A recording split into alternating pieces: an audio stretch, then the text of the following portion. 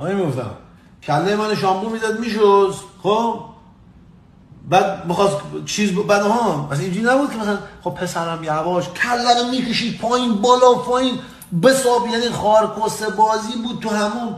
یعنی از همون میومدم بیرون خارکسته 3 لایه از کروموزوم پوست من رفته بود، خارکسته با لیمکیسه و چی لیمکیسه نگه لیمکیسه چی به بودی با لیف بله میشد.